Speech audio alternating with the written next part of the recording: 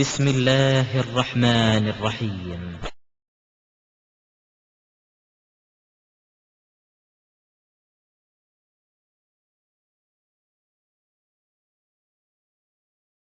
நேற்றைய தினம்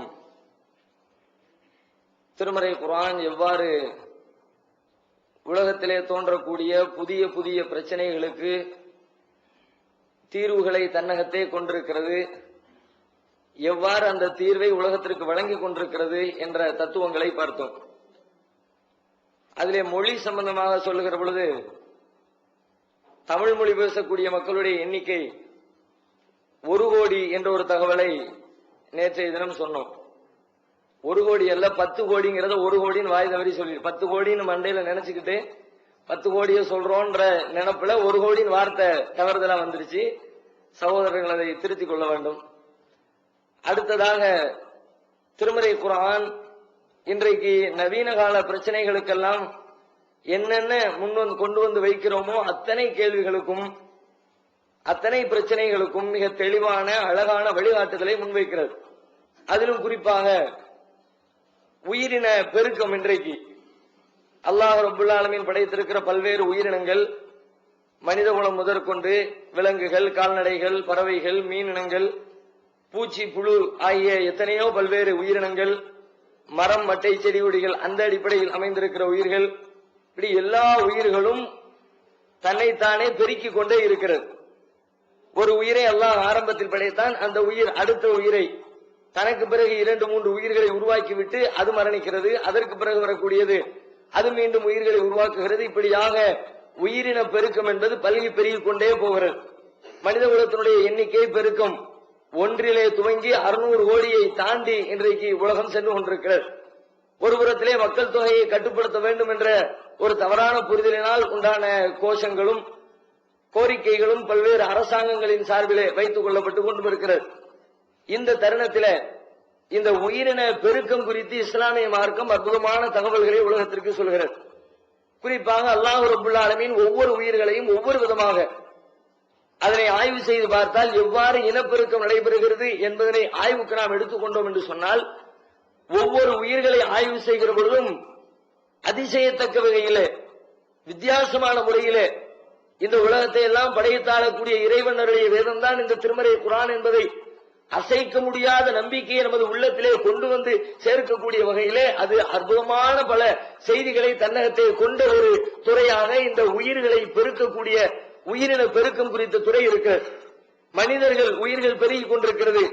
அது ஒரு குறிப்பிட்ட காலகட்டத்திலே குறிப்பிட்ட விந்தணுக்கள் இணைந்து, கருமுட்டைகள் இணைந்து ஒரு 10 மாத காலங்கள் தாயின் கருவறையில் இருந்து அப்படி மனித கரு வளர்ந்து கொண்டிருக்கிறது. இது மாதிரி உலகத்தில் இருக்கிற எல்லா ஜீவராசிகளையும் எடுத்துக்கொண்டால் பெரும்பாலான ஜீவராசிகள்ல பெண் இனம்தான் குழந்தைகளை, அடுத்த உயிர்களை கொண்டு வந்து உலகத்துக்கு கொடுக்கக்கூடிய இனமாக பெரும்பாலான இனங்களில் பெண் இனத்தை தேர்வு செய்திருக்கார். ஆனால் வித்தியாசமான முறையிலே சில இனங்களை ஆய்வு செய்து பார்த்தால் ஆண் இனம்தான் குழந்தை பெற்றெடுக்கிற இனமாக சில இனங்களில் இருக்கிறது. உதாரணமா கடல்ல எத்தனையோ வகையான உயிரினங்கள் இருக்கிறது. கடல் வாழ் உயிரினங்கள் எக்கச்சக்கமா பட்டியல் போடுறாங்க கடல் அறிஞர்கள். அதுல ஒரு உயிரினம் கடல் குதிரை, கடல் பன்றிம்பாங்க, கடல் நாயம்பாங்க, கடல் கழுதம்பாங்க, கடல்ல குதிரை. கடல்ல குதிரைன்னா நம்ம குதிரைன்னு நினைச்சுக்க கூடாது.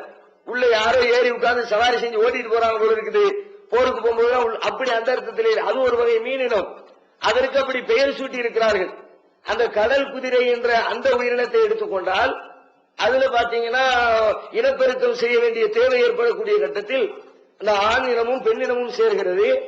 பெண்ணினம் என்ன பண்ணுதுன்னா ஆணினத்தோடு சேர்கிற பொழுது அதிலும் இருக்கக்கூடிய அந்த கரு, சினை முட்டை இருக்கிற கரு, அந்த முட்டைய ஆணுடைய வயிற்றுல போட்டு வந்து ஆணுடைய வயிற்று பகுதியில் இருக்கக்கூடிய ஒரு பையில அந்த முட்டை விழுகிறது. அந்த முட்டையில அந்த ஆண் குதிரையினுடைய ஆண் இனத்தினுடைய விந்தணுக்கள், உயிரணுக்கள் அதன் மேல் போடப்பட்டு அதில கரு உருவாகி அது குட்டிகளை ஈண்டு கொண்டிருக்கிறது என்று சொல்லி அது கடலுக்குள்ள சொல்றாங்க. இப்படி நிறைய ஒவ்வொரு இடத்துலயும் ஒவ்வொரு விதவிதமா தேனிய சொல்றாங்க. ராணி தேனிங்கிறாங்க. அதுதான் குழந்தை பெற்றெடுக்கக்கூடிய தேனி. ஒரே ஒரு தடவை குடும்ப வாழ்க்கையில ஈடுபடு, ஒரு தடவை ஒரு ஆண் தேனியோடு இணையுது. அத்தோடு சரி காலாகாலத்துக்கும் சாகிற வரைக்கும் முட்டைகள் கொடுத்து கொண்டே இருக்கு. மற்ற உயிர்களை எல்லாம் எடுத்துக்கொண்டோம்னா ஒரு தடவை ஈடுபட்டா அதுக்கு பிறகு மீண்டும் ஈடுபடணும், மீண்டும் மீண்டும் தேவை ஏற்படும். ராணி தேனியை பற்றி சொன்னா ஒரு தடவை ஈடுபடுது, சாகிற வரைக்கும் அந்த ஒரு தடவை சேர்ந்த அந்த இணைப்பை வைத்துக் கொண்டு அவை முட்டையிட்டுக் கொண்டே இருக்கிறது, தனது இனப்பெருக்கத்திற்கான வாசலை தெரிந்து கொண்டே இருக்கிறது என்று சொல்லி இப்படி அந்த பக்கத்தில் சொல்றாங்க. ஒவ்வொரு புறத்திலும் உண்டான இந்த உயிரின பெருக்கம் ஆச்சரியமான பல்வேறு தகவல்களை வைத்திருக்கிறது.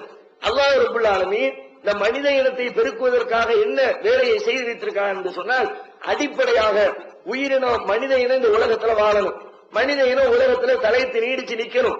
அதுக்காக ஒவ்வொரு மனுஷனுமே விரும்பித்தான் தன்னுடைய பிள்ளைகளை தனது வாரிசுகளை தேர்ந்தெடுக்க வேண்டும் என்ற ஒரு திட்டத்தை வைக்காம கண்டிப்பாக தேர்ந்தெடுத்தே தீர வேண்டும் என்கிற விதமாக மனிதனை இறைவன் ஒரு செட்டப் செய்கிறார். ஆணுக்கும் பெண்ணுக்கும் மத்தியிலே ஒரு ஈர்ப்பை ஏற்படுத்துகிறார்.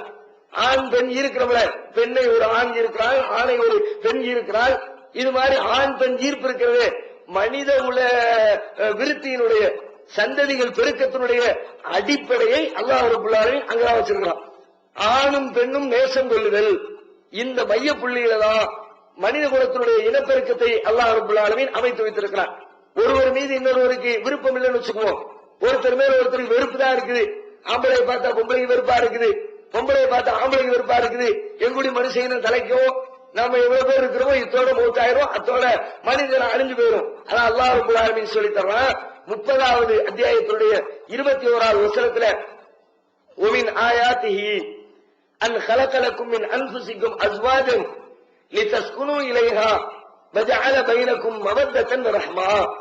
அவனுடைய அத்தாட்சிகளில் உள்ளது உங்களிலிருந்தே உங்களுக்கு ஒரு ஜோடியை நீங்கள் அமைதி பெறுவதற்காக இறைவன் ஏற்படுத்தி இருக்கிறான். உங்களுக்கு இடையிலே அன்பையும் இரக்கத்தையும் இறைவன் உருவாக்கி இருக்கிறான்.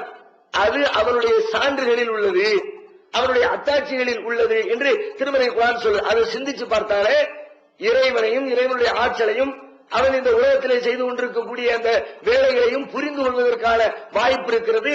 இதுல தான் மனித இனத்தினுடைய அடிப்படை இனப்பெருக்கத்திற்கான அடிப்படை வேலைகளை அல்லாஹ் ரப்பல் ஆலமீன் செஞ்சு வைக்கிறான். இப்போ அப்படியே இனம் பெருகிக்கிட்டே இருக்குது. ஆணும் பெண்ணும் இணைந்து இணைந்து இணைந்து இனங்கள் பெருகிக் கொண்டே இருக்கிறது. பல வருஷங்களா பெருகிக்கிட்டே இருக்கு. பல கோடி ஆண்டுகளாக இனப்பெருக்கம் நடந்து கொண்டே இருக்கிறது. சாதாரணமா நடக்குது. ஆணும் பெண்ணும் இணைகிறாங்க, நடக்குது.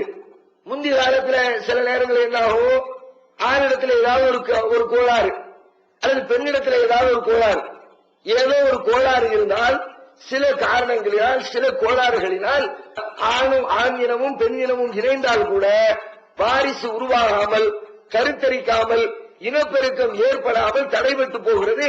கடந்த காலத்துல இருந்திருக்குது. ஆனா அவங்களுக்கு அதுக்கு சொல்யூஷன் பண்ண தெரியும், அதுக்கு தீர்வு கண்டுபிடிக்க தெரியல.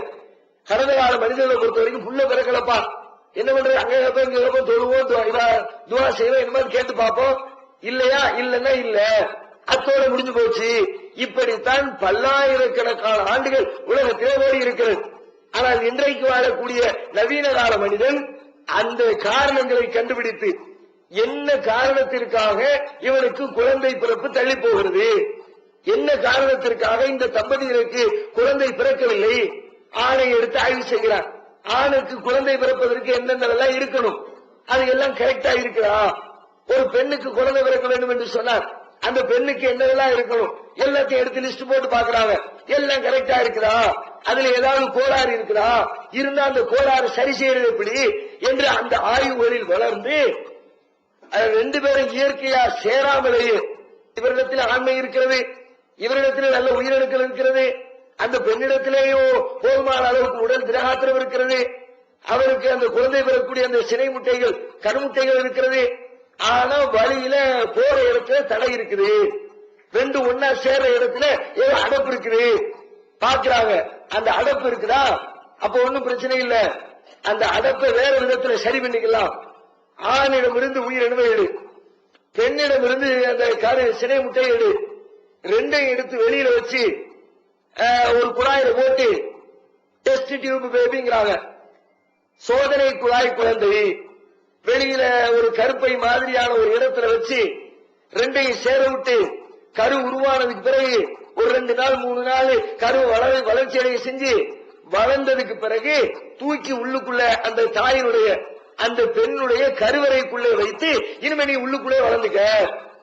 வெளியில 2 பேரும் நேரடியா சேரும்போது தடுப்பு இருக்குது, வெளியில வச்சு 2 பேருடைய அந்த உயிர் மூலக்கூறுகளை எடுத்து அதை கருவை உருவாக்கி அந்த கருவை கொண்டு போய் நேரடியாக பெண்ணுடைய கருவறைக்குள்ளே வைத்து வளர்த்து ஆளாக்கக்கூடிய ஒரு நவீன கண்டுபிடிப்பை உலகம் கண்டுபிடித்து ஏறத்தாழ ஒரு 30 ஆண்டுகளை கடந்து விட்டது. ஒரு 30 வருஷத்துக்குள்ள இந்த புதிய கண்டுபிடிப்பை மனிதர் கண்டுபிடித்திருக்கிறார். இப்ப நமக்கு என்ன கேள்வி? இந்த சோதனை குழாய் குழந்தை கண்டுபிடிக்கப்பட்டிருக்கிறது. இதற்கு இஸ்லாம் சொல்லுகிற தீர்வு என்ன? எல்லாத்தையும் சொல்லுது இல்ல. இதை பத்தி என்ன சொல்லி இருக்குது? செய்யலாமா கூடாதா? இதை செய்யறதுனால் என்ன நன்மை, இதை செய்வதனால் என்ன தீமை என்று திருமறை குர்ஆனிடத்திலே போய் கேள்வி எழுப்பினால், திருமறை குர்ஆன் நேற்று தினம் நான் சொன்னது மாதிரி அவ்வளவு அழகாக அப்படியே பிரிச்சு இன்றைய நவீன கால ஒரு மருத்துவர் விளக்குவதை போன்று ரொம்ப அற்புதமான அடிப்படை வார்த்தைகளை பயன்படுத்தி, சோதனை குழாய்ங்கிற வார்த்தை அங்க இருக்காது. சினை முட்டையை தூக்கிட்டு போ, உயிரினவை தூக்கிட்டு போ, 2ஐயும் கொண்டு வெளியில வச்சு அந்த வார்த்தை இருக்காது. ஆனால் இந்த வேலையை செய்யலாமா செய்யக்கூடாதா, எதை செய்யலாம் எதை செய்யக்கூடாது என்பதனை பிரித்து விளங்கிக் கொள்ளக்கூடிய அற்புதமான செய்திகளை, அடிப்படை தத்துவங்களை கொண்டு திருமறை குர்ஆன் இந்த உலகத்திற்கு வழிகாட்டுகிறது. இன்னைக்கு கண்டுபிடிச்சது 1400 வருஷத்துக்கு முன்னாடி உள்ளவருக்கு எப்படி தெரியும்? ஒரு மனிதனால் கொடுக்கப்பட்டிருந்தால், சாதாரண அறிவு படைத்த ஒரு மனிதன் இந்த திருமறை குர்ஆனை வழங்கியிருந்தால், சாதாரண அறிவென்ன ஒரு மிகப்பெரிய அறிவு வழங்கப்பட்ட ஒரு பெரிய விஞ்ஞானி இந்த புத்தகத்தை கொடுத்திருந்தா 1400 வருஷத்துக்கு பின்னாடி வரப்போற ஒரு செய்தி அந்த மனிதனுக்கு எப்படி தெரியும்? தெரிந்திருக்க வாய்ப்பில்லை. எனவே அவர் சொல்லி இருக்க முடியாது. 1400 வருடத்திற்கு பிறகு என்னவெல்லாம் கண்டுபிடிப்புகள் வருமோ, என்னவெல்லாம் புதிய பிரச்சனைகள் வருமோ, அதையெல்லாம் எவன் உலகத்திற்கு விளங்குவானோ அவன் இந்த புத்தகத்தை வழங்கி இருந்தால், அவன் இந்த வேதத்தை உலகத்திற்கு தந்திருந்தால் மட்டும்தான் அந்த வேதத்திலே அதற்கான தீர்வுகளை நாம் கண்டுபிடிக்க முடியும். குர்ஆனை படிச்சு பார்க்கிறோம். 2வது அத்தியாயம் 223வது வசனத்துல அல்லாஹ் சொல்கிறான், நிசாவுக்கும் ஹர்சுல்லக்கும் ஃபல்து ஹர்சக்கும் அன்னாஷிதும். நிசாவுக்கும் ஹர்சுல்லக்கும், உங்களின் மனைவியர் உங்களின் விளைநிலங்கள், உங்கள் மனைவியர் உங்களின் விளைநிலங்கள்.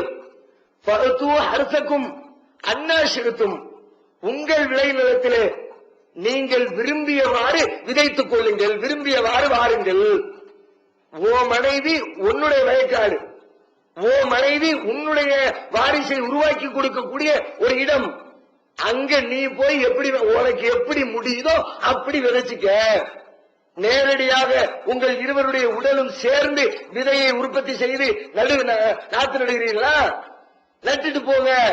நேரடியா நட விருப்பம் இல்ல அல்லது முடியல, வேறொரு வழியை பயன்படுத்தி உன்னுடைய அந்த வயலிலே, உன்னுடைய மனைவி என்ற அந்த விளை நிலத்திலே நீ பயிர் செய்ய நினைத்தால் தாராளமா செஞ்சுக்க. மேலோட்டமா பார்த்தா தெரியல, இந்த கண்டுபிடிப்பு வர்றதுக்கு முன்னாடி பார்த்தாலும் ஒன்னும் பெருசா புரியல. கணவன் மனைவி சந்தோஷமா இருங்க நல்லா சொல்றான்பா.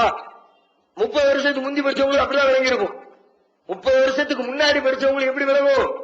கணவனும் மனைவியும் குடும்ப வாழ்க்கையை நல்ல நடத்து அப்படின்னு சொல்லுது, விளங்கிட்டு போயிருப்பாங்க. இந்த கண்டுபிடிப்பு வந்ததுக்கு பிறகு பார்த்தால் திருக்குர்ஆன் இந்த கண்டுபிடிப்பிற்காகவே இந்த வார்த்தையை சொல்லி இருக்கிறதோ என்று நினைக்கிற அளவிற்கு தேர்ந்தெடுத்த வார்த்தையை பயன்படுத்தலாம். உங்கள் மனைவியர் உங்கள் விளைநிலம், உங்கள் விளைநிலத்தில் நீங்கள் விரும்பியவாறு வாருங்கள், விரும்பியவாறு விதை செய்யுங்கள், விரும்பியவாறு அதில் பயிரை வளர்ப்பதற்கு நீங்கள் வேலைகளை செய்து கொள்ளுங்கள் என்று திருக்குர்ஆன் அழுத்தம் திருத்தமா சொல்லலாம். சரி, பயிர் செய்யுங்கன்னு சொல்லிவிட்டான். Matter over. இவர் கொண்டு போய் இவர் விதையை போட்டு பயிர் செஞ்சாதான் பிரச்சனை இல்ல. இவர்கிட்ட விதை இல்லைன்னு வச்சுக்குவோம். இவர் கொண்டு போய் இவர் மனைவி இவருடைய விளைநிலம், இவர் போய் விதைச்சு பயிர் செஞ்சு அறுவடை செஞ்சுக்கிட்டா மேட்ரு இல்ல. குர்ஆன் சொல்லுது, புரிஞ்சுக்கிட்டா ஓகே. ஆனா இவரிடத்துல ஒரு கோளாறு இருக்குன்னு வச்சுக்குவோம். என்ன கோளாறு? இவருடைய உயிரணுக்கள்ல கோளாறு. ஒரு குழந்தை தரிப்பதற்கு எந்த அளவிற்கு அந்த உயிரணுக்கள் இருக்க வேண்டுமோ அவ்வளவு உயிரணு அவரிடத்துல இல்ல.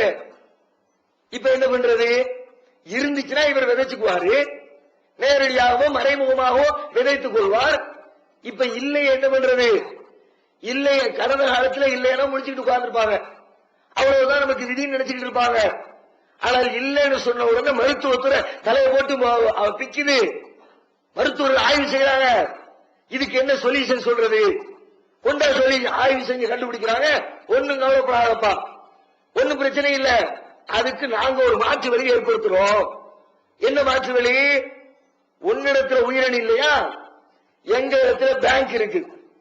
பேங்க்னா பணத்தை சேர்த்து வைக்கிற பேங்க் இல்ல, விந்தணுக்களை சேர்த்து வைக்கிற பேங்க் இருக்குது. பல பேரிடம் இருந்து எடுக்கப்பட்ட விந்தணுக்களை நாங்க பாதுகாப்பா ரெடி பண்ணி வச்சிருக்கிறோம். அதை வேற எடுத்து என்ன பண்ணுவோம்னா உன் மனைவியுடைய கருமுட்டையோட சேர்த்து உள்ளுக்குள்ள வச்சிருவோமா? அந்த ரெண்டையும் இன்னொரு ஆளுக்குள்ளதை எடுத்து, ஏன் உன் மனைவியுடைய முட்டையை எடுத்து ஒரு 2-3 நாளைக்கு வெளியில வச்சு ரெண்டையும் சேர்த்து அதுக்கு பிறகு அந்த கருவை தூக்கி உன் மனைவியுடைய உடம்புக்குள்ள வச்சு விட்டுருவோம். முடிஞ்சு போச்சு, உனக்கு புள்ள கிடைச்சிரும்ல. இது அடுத்து மருத்துவத்துறை செய்யக்கூடிய 2வது வேலை. இதை செய்யலாமா? இதை செய்யறதுக்கு ஏதாவது வழிகாட்டுதல் இருக்குதா?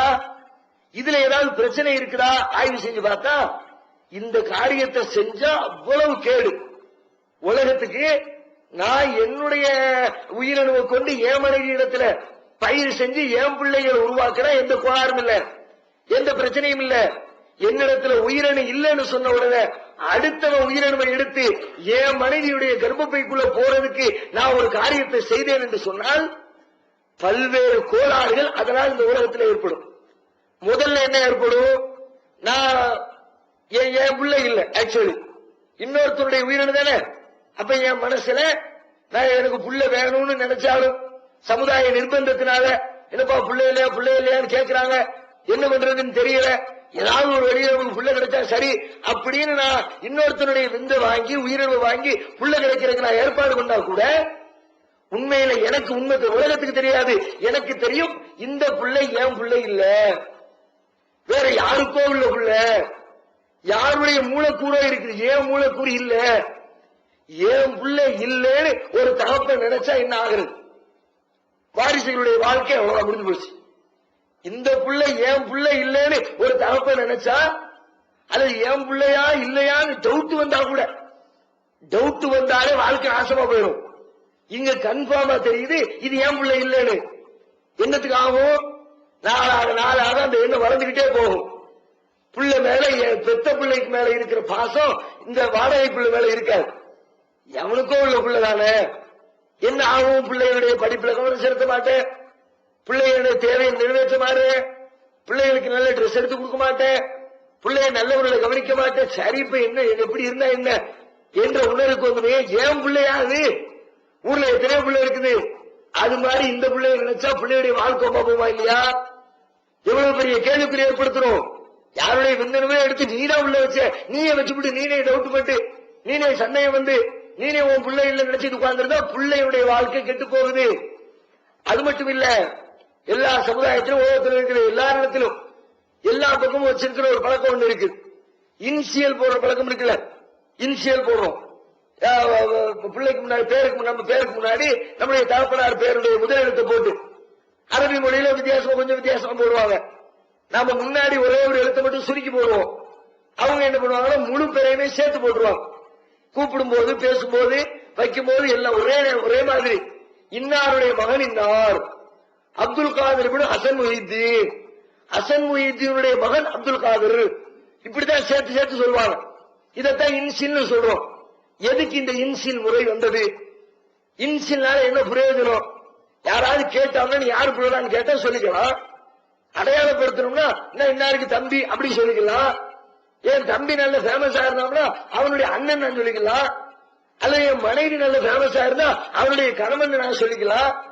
ஏன் என் தகப்பன் பேரை கொண்டு அடையாளப்படுத்தக்கூடிய பழக்கம் உலகம் முழுவதும் கடைபிடிக்கப்படுது? காரணம், இவன் தன்னுடைய பிள்ளையை முழு மனதோடு நம்ம புள்ள என்ற உணர்வு இவனுடைய உள்ளத்தில் ஆழமாக பதிய வேண்டும். அதுக்குதான் இந்த இனிஷியல் செட்டப்பை உருவாக்கப்பட்டிருக்கு. ஏன் ஒரு தாய்க்கு தாய் பேரை இனிஷியலா போடுறது இல்ல? காரணம், இந்த புள்ள நம்ம புள்ளதான் கன்ஃபார்மா தெரியும். பெற்றவளுக்கு தெரியாது. வயிற்றுல சுமந்தவாவ பெத்தெடுத்தவாவ அவனுக்கு புள்ள மேல டவுட் இல்ல. ஆனா இவன் பெத்தெடுக்கல, இவனுக்கு டவுட் ஒரு வாய்ப்பு இருக்குது. அப்ப சந்தேகத்திலே இவன் போயிடக்கூடாதுன்றதுக்காக அவன் பேரை சொல்லும் போதெல்லாம் இனிஷியல சொல்லு, ஓம்புள்ளதான் ஓம்புள்ளதான் ஓம்புள்ளதான் பேரை சொல்ற நேரத்தில எல்லாம் நினைவுபடுத்தி. பள்ளிக்கூடத்துக்கு போறியா, ஓம்புள்ளதான் நினைவு வரும். ரேஷன் கடைக்கு போறியா ஓம்புள்ள வரும். எங்க போனாலும் ஓம்புள்ள ஓம்புள்ள ஓம்புள்ள.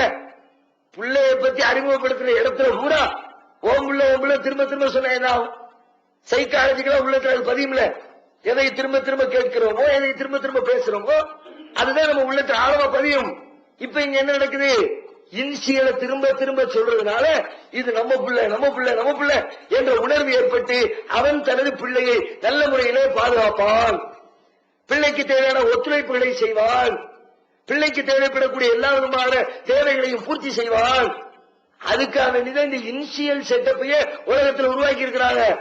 ஆனா விவரம் தெரியாத சில பேர் பெண் உரிமை என்ற பேர்ல நாங்களான பிள்ளை இல்லையோ வளர்ப்புல பிள்ளை இந்த உலகத்துக்கு வர்றதுல அதிகமான பங்களிப்பு செய்யறோம். அதனால எங்க பேரை இன்சியலா போடணும். உன் பேரை எதுக்கு போடணும்?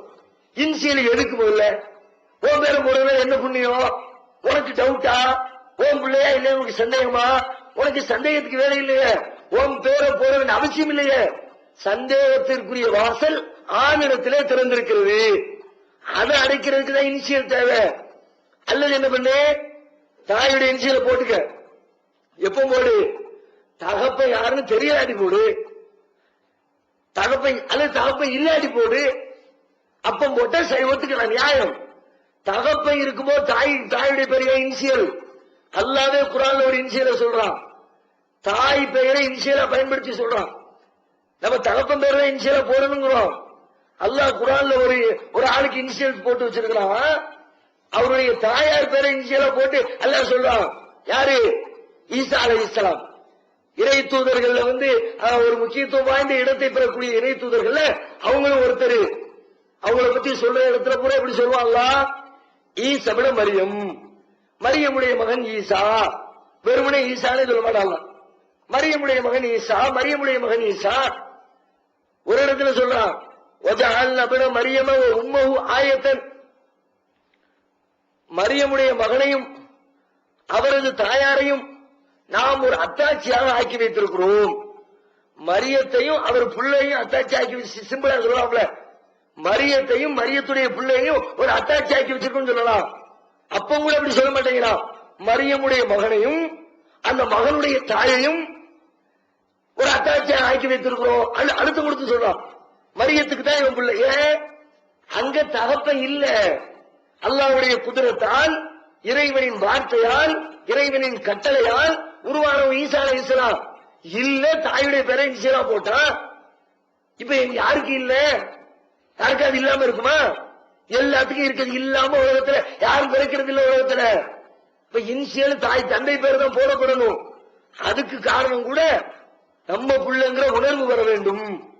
அது மட்டும் இல்ல, திருமணம் ஆயிருது சில பேருக்கு, கல்யாணத்துக்கு பிறகு இன்சியல் அப்படி இப்படி மாறு. நேற்று வரைக்கும் அப்துல் காதர் மகள் ஹதீஜா பீவியா இருந்தவன் சம்சுதீனை கல்யாணம் முடிச்ச உடனே எஸ் ஹதீஜா பீவி ஆயிரு. ஏன் ஹதீஜா பீவியா இருந்தது? கல்யாணத்துக்கு பிறகு எஸ் ஹதீஜா பீவி பல பேர் போறான். எதுக்கு இந்த வேலை? கணவனுடைய பேர் தெரியாத கணவன் டவுட்டா இவன் நம்ம கொண்டாட்டி தானா இல்லையா? ஒவ்வொரு வேலை பேரை சொல்லும்போது நிலவுபடுத்த வேண்டிய அவசியமா? பார்த்துதான் கல்யாணம் முடிக்கிறோம், ஒப்பந்தம் பண்றோம், ஊரெல்லாம் சாட்சியா இருக்குது. டவுட்டுக்கு வேலையே இல்லை, இன்சியல மாற்ற வேண்டிய தேவை இல்லை. அப்படி மாற்ற ஆரம்பிச்சா தகப்பன் பேரை போட்டா என்னைக்குமே மாறாது. ஒரே இன்சியல எல்லா சர்டிபிகேட்டையும் கொண்டு போயிடலாம். கணவர் பேரை போட்டோன்னு வச்சுக்குவோம், திடீர்னு 2 வருஷத்துல ஏதோ பிரச்சனை வந்துச்சு, விவாகரத்து ஆயிடுச்சு, அடுத்த ஒரு திருமணம் பண்ணணும். நேற்று வரைக்கும் எஸ் ஹதீஜா பீவி, அடுத்து எம் ஹதீஜா பீவி ஆவாங்க. அந்த ஆளு ஏதோ ஒரு திடீர் விபத்து இறந்து போயிட்டாரு, எம் ஹதீஜா பீவி ஜே ஹதீஜா பீவியா மாறுவாங்க. எதுக்கு இந்த பஞ்சாயத்து? ஒரே இன்சியல வச்சுட்டு போ, தகப்பன் பேரை சொல்லி. இந்த செட்டப்ப உலகம் முழுவதும் பின்பற்றப்படுவது கூட தன்னுடைய பிள்ளை என்ற உணர்வு அவர்களுக்கு எழ வேண்டும். தந்தைக்கு அந்த சண்டையும் இருக்கக்கூடாது. அப்பதான் பிள்ளையுடைய வாழ்க்கை நல்லா இருக்கும். ஆனா இங்க என்ன வரும்?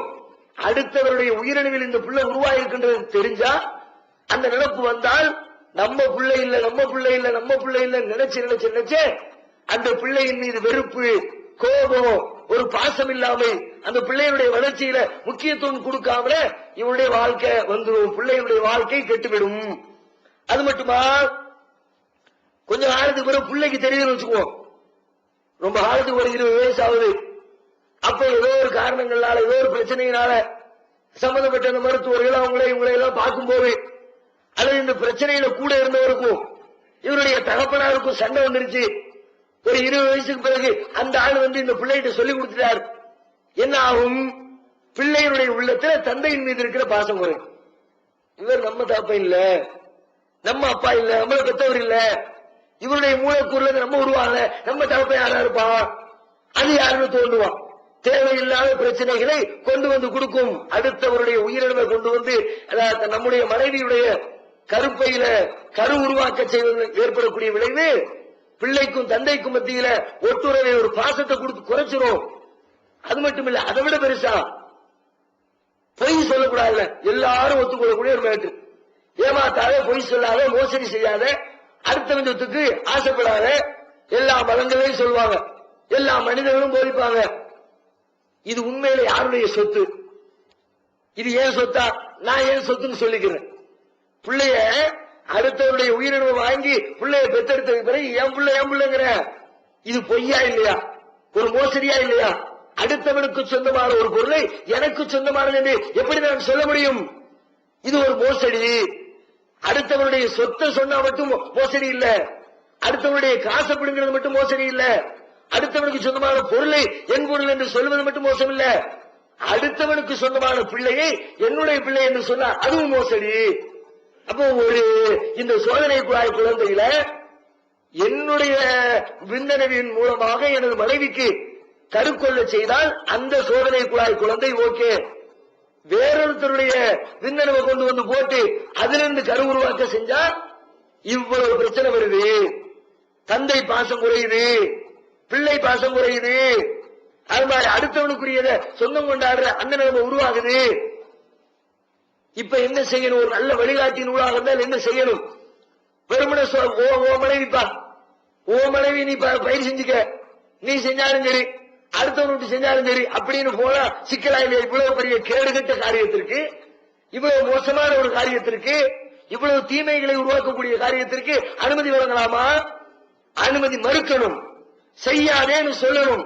குர்ஆன் சொல்லி இருக்கா? ஆய்வு செஞ்சு பார்த்தா அதையும் குர்ஆன் சொல்லு. அதையும் விட்டு வைக்கல. வெறுமனே ஓம் கொண்டாட்டி ஓம் விளையாடணும் சொன்னதோடு மட்டும் இல்லாம இதுல இது மாதிரி காரியத்தை செய்யாத. டெஸ்ட் டியூப்ல ஓ உயிரினம் மட்டும்தான் இருக்கணும், அவங்குள்ள வரக்கூடாது என்ற தடையும் குர்ஆன் சேர்த்து சொல்லு. எதுல சொல்லுது? அதே வசனத்துல சொல்லு. எந்த வசனத்துல உன் மனைவி உன் விளைநிலம் என்று இறைவன் சொன்னானோ அதே வசனத்தை திரும்ப படிச்சு பாருங்க. உங்கள் மனைவியர் உங்கள் விளைநிலம், நீங்கள் விரும்பியவாறு வாருங்கள், அடுத்தவன் விரும்புற மாதிரி வந்துடக்கூடாது. அதே வசனத்துக்குள்ள பதில் வச்சிருக்காங்க. ஓ மனைவி உனக்குத்தான் வயக்காடு, உனக்குத்தான் விளைநிலம், உன்னுடைய பண்ணை, அடுத்தவனுக்கு பண்ணை இல்ல, அடுத்த இங்க பயிர் செஞ்சிடக்கூடாது. அர்த்தம் தெரியா இல்ல? ஒரே வசனத்துக்குள்ள எவ்வளவு மேட்டு பாருங்க. அது மட்டும் இல்ல, ஆணுக்கு குறைபாடு இருந்தா இந்த பிரச்சனை, சில நேரத்தில் பெண்களுக்கு குறைபாடு. பெண்களுக்கு அந்த கருவை சுமக்க முடியாத சூழ்நிலை, கர்ப்பப்பை லேசா இருக்குது, அல்லது உடல்ல நோய் ஏற்பட்டு இருக்குது, பலகீனமா இருக்கிறாங்க, குழந்தை பெறுகிற அளவிற்கு உடல்ல வலு இல்ல, ஏதோ ஒரு காரியத்தினால குழந்தை பெற்றுக்கொள்ள முடியாத லெவல்ல ஒரு பெண் இருக்கிறாள். இப்ப என்ன பண்றது? சோதனை குழாய் குழந்தையில 2 பேர்ல எடுத்துக்கொண்டு வைக்கிறோம். ஆனா இவ வயிற்றுல இடம் இருந்தா தானே வச்சு வளரும் புள்ள. இவ வயிறு சுமப்பதற்கு தயாராக இல்லை, ரொம்ப பலகீனமா இருக்குது, நோய்வாய்ப்பட்டு இருக்குது. இப்ப என்ன பண்றது? அடுத்த சொல்யூஷன் திரும்பவும் மருத்துவம் சொல்லு. இப்பவும் ஒண்ணு கவலைப்படாத, இந்தியாவில் கிட்டத்தட்ட 3000 கம்பெனிஸ் இருக்கு, 3000 நிறுவனங்கள், அன்அபிஷியலா அறிவிக்கப்படாத 3000 நிறுவனங்கள். என்ன நிறுவனம்? இது மாதிரி உன் மனைவியுடைய கர்ப்பப்பையில குழந்தையை தூக்க முடியலையா? 10 மாசம் குழந்தையை தூக்கி தர்றதுக்கு நாங்க ஆளை செட் பண்ணி தர்றோம். வாடகை தாய் வரா, வாடகைக்கு தாய். ஒரு தாயா 10 மாசம் தாயா இருப்பான், வாடகைக்கு ஆளை பிடிச்சிட்டு வருவோம். அவளுக்கு கொடுக்க வேண்டியதை கொடுத்துரு, 10 லட்சம் 5 லட்சம் விலை பேசி, உனக்கு பிள்ளை வேணும், பிள்ளை இல்லாட்டி ஊர்காரன் திட்டுறான், ஒரு கல்யாண வீட்டுக்கு போக முடியல, ஒரு விசேஷ வீட்டுக்கு போக முடியல, மறுபடிங்கிறாங்க, வார்த்தைகளை கேட்க முடியல, வயசு ஏறிக்கிட்டே போகுது, என்னடா பண்றதுன்னு யோசிக்காத, எங்கள்கிட்ட வா, ஏஜென்ட் வா, நான் உனக்கு ஆள் பிடிச்சு தர்றேன். வெளியூர்ல இருந்து தமிழ்நாட்டில் இருக்கிறியா, உனக்கு நான் ஹைதராபாத்ல இருந்து ஆளை கொண்டு வர்றேன், உனக்கு நான் காஷ்மீர்ல இருந்து ஆளை கொண்டு வர்றேன், உனக்கு நான் பாம்பேல இருந்து ஆளை கொண்டு வர்றேன். 10 மாசம் அவன் இங்க இருக்கட்டும், ஏதாவது ஆஸ்பத்திரியில சேர்த்து விட்டுரு, ஏதாவது ஒரு இடத்துல தங்க வச்சிரு, சாப்பாடு போக்குவரத்து ஏற்பாடு பண்ணிரு. உன்னுடைய உயிரிழவை எடுத்து உன் மனைவியுடைய கருமுட்டையை எடுத்து ரெண்டையும் சேர்த்து சோதனை குழாயில வச்சு கருவை உருவாக்கி அந்த பொம்பளை வயிற்றுல வச்சிருவோம். அது 10 மாசம் வளரும். 10 மாசத்துக்கு பிறகு அவன் பிள்ளைய பெற்று எடுத்து வந்துருவா. அவன் தண்ட உடனே முதல்ல அக்ரிமெண்ட் கையில் எல்லாம் போட்டு வச்சுக்குவாங்க. இதுக்கு பிறகு இந்த பிள்ளைக்கு நீ சொந்தம் கொண்டாட கூட அப்படி இப்படி எக்கச்சக்கமான விதிகளை போட்டு வச்சு நீ இந்த பிள்ளைய பெற்று கொடுக்கணும். காசுக்கு ஆசைப்பட்டு பல பெண்கள் என்ன பண்றாங்க, வெளிநாடுகள்ல இருந்து பல பேர் இதுக்காக இந்தியாவில்தான் பெண்களுடைய கர்ப்பப்பை ரொம்ப மலிவா போச்சு. மத்த எந்த நாட்டிலும் இவ்வளவு மலிவில்லை. நமக்கு தெரிய மாட்டேங்குது. இங்க இருந்து ஏதோ ஒரு வேலைக்கு போற மாதிரி போயிருவாங்க. 10 மாசம், 1 வருஷம், 2 வருஷம் ஏதோ வேலைக்கு போய் வேலை செஞ்சுட்டு வர மாதிரி இருக்கும். பார்த்தா வேலை என்ன வேலை நடந்திருக்குது, கர்ப்பப்பையில குழந்தை பெற்று கொடுக்கிற மிஷின் வேலையை பார்த்துட்டு வந்திருப்பாங்க. இது மாதிரி இந்தியாவில் ரொம்ப இன்னைக்கு பெரிய பிசினஸ், அது பல கோடிக்கணக்கான ரூபாய். சொல்லுகிறார்கள் ஒரு கருத்து, வருடத்திற்கு 50 கோடி டாலர்கள் அளவிற்கு இந்தியாவில் இதிலே பணம் புரண்டு கொண்டிருக்கிறது. 50 கோடி டாலர் வருஷத்துக்கு கொடுத்து கை மாறிக்கிட்டு இருக்குது. இல்ல ஆளுங்க 2 லட்சம், 10 லட்சம், 5 லட்சம் அதை கூட இதை கூட என்று நடந்து கொண்டிருக்கிறது. பல பேர் இந்த வழியில குழந்தைகளை பெற்றுக் கொண்டிருக்கிறாங்க. இறந்து போன சமீபத்தில் இறந்து போன கொல்லப்பட்டதாக சொல்லப்படுற மைக்கேல் ஜாக்சன் கூட அவருடைய 3வது பையனை இது மாதிரி சோதனை குழாய் வெளியில வேறொரு வாடகை தாயிடத்தில் பெற்றெடுத்தாரு சொல்லிக்கிட்டு இருக்காங்க. இன்னைக்கு பத்திரிகைகள் எழுதிக்கிட்டு இருக்கிறாங்க. வாடகை தாய் முறையில் புதுசா வந்திருக்கு. இதை செய்யலாமா? ஓ மனைவி ஓ விளையாட சொன்னா பயிர் செஞ்சுக்கிட்டோம். நம்ம என் விந்தணுவை கொண்டு போய் என் மனைவியினுடைய இதுல கொண்டு போய் வச்ச பிரச்சனை இல்ல, இன்னொருத்தருடைய விந்தணுவை கொண்டு போய் வச்சா அதுக்கு மார்க்கம் தடன்னு சொல்லிடுச்சு. இப்ப என்னிடத்துல கெப்பாசிட்டி இருக்குது, என் மனைவி இடத்துல கெப்பாசிட்டியில வேறொரு வாடகைக்கு ஆளை பிடிக்கலாமா? இதுக்கு என்ன? இதை செய்யறதுனால உலகத்துக்கு நன்மையா கெட்டதா? ஆய்வு செஞ்சு பார்த்தா இதுவும் உலகத்துல பயங்கரமான டேஞ்சர். இது நடைமுறைப்படுத்தப்பட்டால் அவ்வளவு சிக்கல் உருவாகுது. என்ன சிக்கல்? பொதுவா சில பெண்களை மனநோயாளிகளாக குழந்தை பெற்றெடுத்து கொடுத்துட்டு போயிடறால, ஏதோ காசு 10 லட்சம் கிடைக்குன்னு வாங்கிட்டு போயிடுறா. ஆனா உண்மையில மனோ தத்துவ அடிப்படையில் பார்த்தா அவ பெரிய மென்டலா பாதிக்கப்பட்டு பல பேர் கிறுக்கு பிடிச்சு போயிரு. ஏன் கிறுக்கு பிடிக்கு? 10 மாசம் ஒரு குழந்தைய வயிற்றுக்குள்ள சுமந்துட்டு குழந்தை மிதிக்கிறான், சுத்துறான், தலை வச்சு முட்டுறான், ஒவ்வொரு உணர்வுகளையும் பரவசத்தோடு அனுபவிச்சு விட்டு 10 மாதத்தினுடைய கடைசியில பயங்கரமான வேதனையை அனுபவிச்சு அந்த வேதனைக்கு பிறகு உலகத்தில் அந்த குழந்தையை கொடுத்து விட்டு இந்த குழந்தைக்கு எனக்கும் சம்பந்தம் இல்லைன்னு சொன்னா ஒரு தாயால தாங்கிக்க முடியுமா? ஆரம்பத்தில் ஓகேங்கிறா, பிள்ளைய பெத்தெடுத்து கையில இருந்து பிரிச்சு கொண்டு போன பிறகு தாங்க முடியல. ஒரே பிள்ளை நினைப்பாதே இருக்கு. என் பிள்ளை எப்படி இருப்பாங்க தெரியலையே, என் பிள்ளை என்ன சாப்பிட்டானே தெரியலையே, என் பிள்ளை என்ன எப்படி வாழ்றான்னு தெரியலையே. ஒரே இவனுடைய மனசு முழுக்க முழுக்க அந்த பிள்ளைய நோக்கியே போய்கிட்டே இருக்கு. அப்படியே ஏங்கி ஏங்கி ஏங்கி பல பேர் மென்டலா பாதிக்கப்பட்டு கிறுக்கு பிடிச்சு தெரிகிறாங்க இந்தியாவுல. காரணம் மாதிரி பிள்ளைய பெற்று அடுத்தவன்ட்ட கொடுத்துட்டு காசை வாங்கிட்டு வந்தா, பிள்ளைய பெற்று கொடுத்துட்டு அடுத்தவன்ட்ட விட்டுட்டு வர்றதுங்கிறது சாதாரண மேட்டரா? எந்த பெண்ணும் அல்லாஹ் குர்ஆன்ல ஒரு வரலாற்றை சொல்லி காட்டுறான். மூசா அலைஹிஸ்ஸலாத்துடைய வரலாறு 28வது அத்தியாயம் ஆரம்பத்திலிருந்து பேசுறான். 10, 11, 12, 13 வருஷம் வரைக்கும் மூசா நபியுடைய வரலாறு இறைவன் பேசுகிறான். அதுல சொல்றான், ஃபிரௌன் என்ன பண்றான், ஆம்பளை பிள்ளைங்களை பூரா கொலை பண்ணிக்கிட்டு இருக்கான். மூசா நபி பிறந்த புதுசுல அந்த காலகட்டத்தில் அப்ப அல்லாஹ் என்ன பண்றான், மூசா நபியை பாதுகாக்கிறதுக்கு அவங்களுடைய அம்மாட்ட சொல்றான், உம்மி மூசா அன் அருள்ஹி, மூசாவுடைய தாய்க்கு நாம் சொன்னோம், நீ அந்த குழந்தைக்கு பால் விட்டு ஃபைதா ஹிப்தியா அலைஹி ஃபல்கீஹி ஃபில் ஜம்மி, உனக்கு ஃபிரௌன் பிடிச்சு கொன்னுருவான்னு பயம் இருந்துச்சுன்னா அந்த புள்ளைய ஒரு ஏதாவது ஒரு சாமான்ல தூக்கி வச்சு அதை கடல்ல தூக்கி போட்டுரு. வலா தகாதி வலா தஹ்சனி, நீ ஒன்னும் பயப்படாத, ஒன்னும் கவலைப்படாத.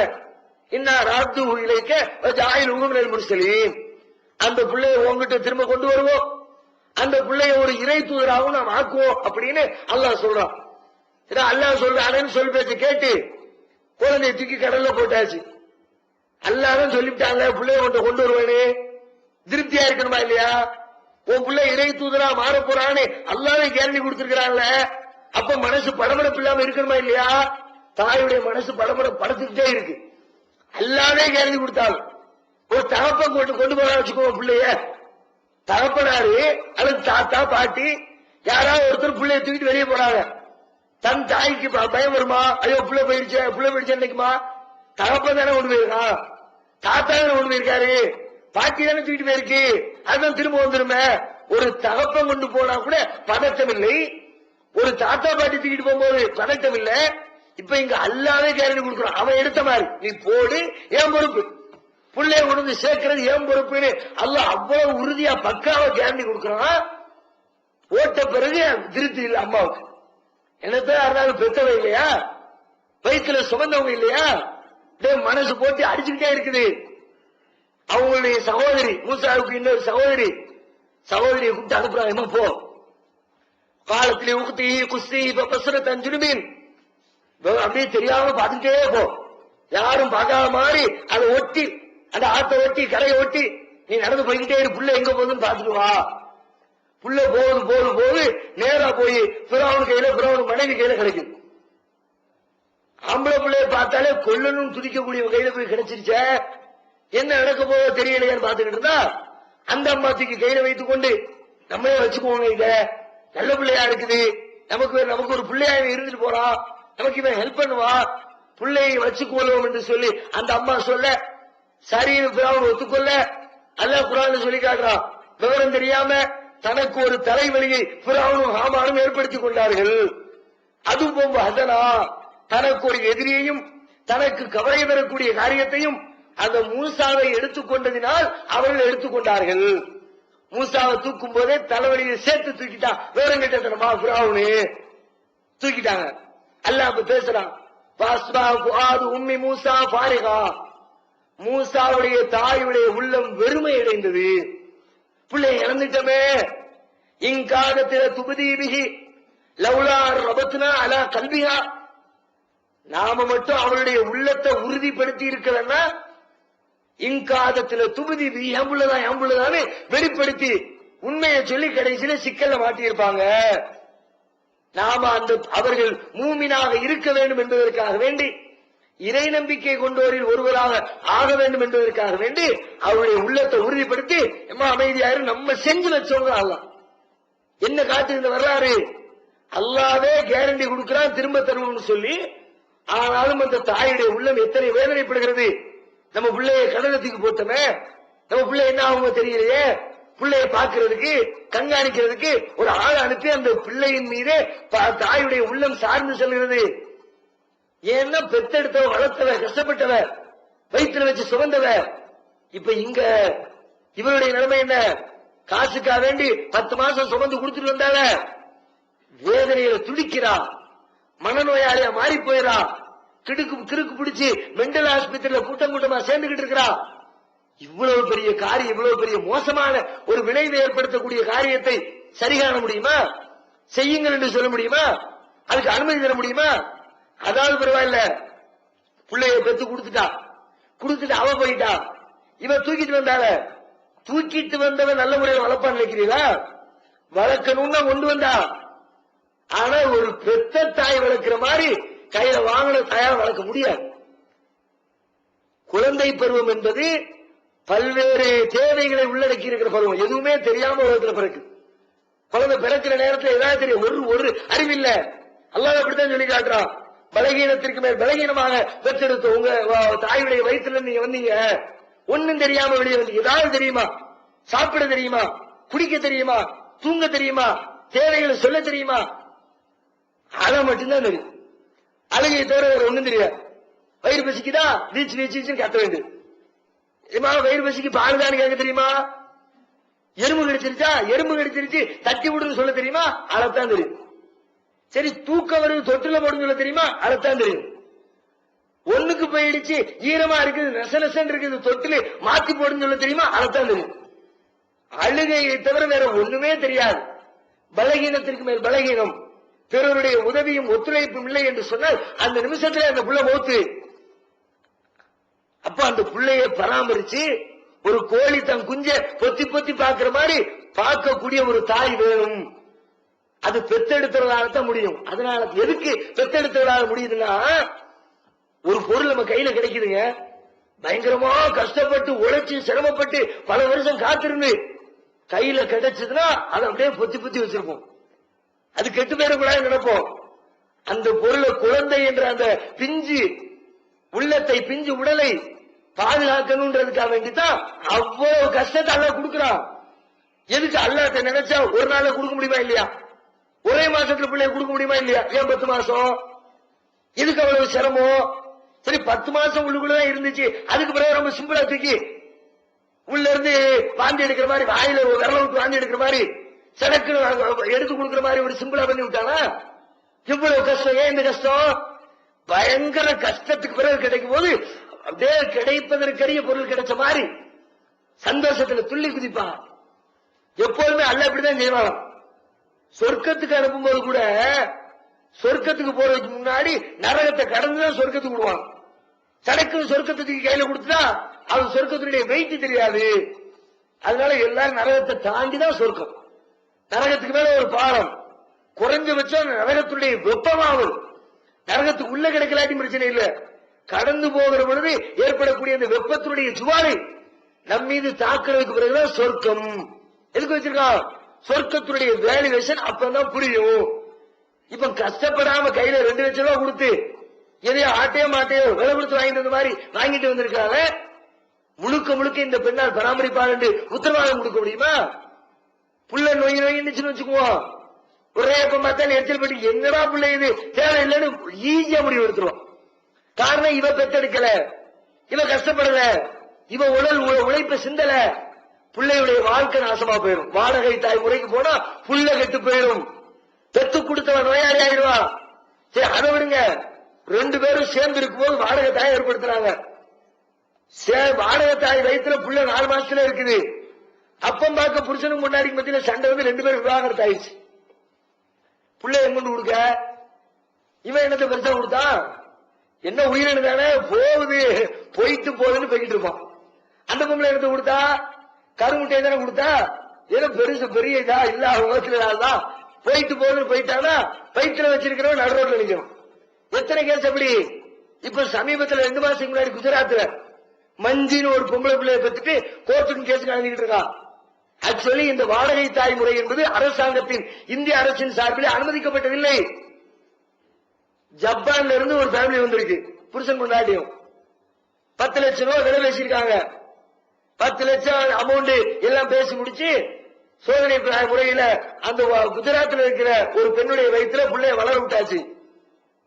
4 மாசத்துல புருஷன் கொண்டாடிக்கு சண்டை, விவாகரத்து. இவன் நடு ரோட்ல நிக்கிறான். இப்ப தீர்வு என்ன? இந்த பிள்ளைய தூக்கி இவன் பிள்ளைய கொண்டு கொடுக்க எனக்கு வேண்டாம்னு சொல்லிட்டான், அவனும் வேண்டாம்னு சொல்லிவிட்டான். அவன் பிள்ளைய நம்ம இதுக்கு சொல்லணும்னு அவன் நினைக்கிறான். பிள்ளைய தூக்கிட்டு ஊருக்கு போனா ஊருக்காரன் என்ன சொல்லுவான்? என்னடி பிள்ளைய கொண்டு வந்திருக்கிற, நல்லவராத்தானே இருந்த, ஊருக்காரங்க ஏச்சு பேச்சு வாங்கணும். அல்லது என்ன பண்ணணும்? பிள்ளைய தூக்கி குப்பையில போட்டுட்டு தமிழ்நாடு அரசு தொட்டில் குழந்தை திட்டத்தை ஆரம்பிச்சிருக்கிற அதுக்கு ஒண்ணு எக்ஸ்ட்ரா அனுப்பி வைக்கணும். குப்பை தொட்டிக்கு புள்ள போகுது. எவ்வளவு பெரிய சமுதாய கேடு! குழந்தைகள் அனாதைகளாக தவிப்பதற்கு வாடகை தாய் முறையில கோளாறு இருக்குது. அது மட்டும் இல்ல, கொஞ்ச காலத்துக்கு பிறகு பிள்ளைய பத்தி கேள்விப்பட்டு புள்ள நல்லா இருக்கான்னு தெரியுதுன்னு வச்சுக்கோ, ஒரு 10-20 வருஷத்துக்கு பிறகு நல்லா சம்பாதிக்கிறான்னு நான் தான் ஒண்ணு பெற்று ஆத்தாண்டு வந்து சேர்ந்துட்டான்னு என்ன பண்றது? அங்கே பஞ்சாயத்துல பிரச்சனை பின்னாடி 20 வருஷத்துக்கு பிறகு கூட பிரச்சனை வர்றதுக்கு வாய்ப்பு இருக்குதே. அதையாவது விடுங்க. புள்ள பொதுவாகவே எல்லாரும் தாயை மதிக்கணும், தாயில் சிறந்த கோவிலும் இல்லைன்னு எல்லாம் மற்ற மக்கள் சில பழமொழிகளை எல்லாம் ஏற்படுத்துற அளவுக்கு ரொம்ப தாயை மதிக்கணும்னு சொல்றாங்க. இஸ்லாமும் தாயை மதிக்க சொல்லு. தாய் ரொம்ப உயர்வானவள், ரொம்ப நீ மதிக்கணும், நன்றி கடன் பட்டிருக்கிற, அல்லாவுக்கு நன்றி செலுத்து, உன்னுடைய பெற்றோருக்கு நன்றி செலுத்து அப்படிலாம் குர்ஆன்ல எல்லாம் சொல்லி காட்டுறான். எதுக்கு தாய்க்கு நன்றி செலுத்தணும்?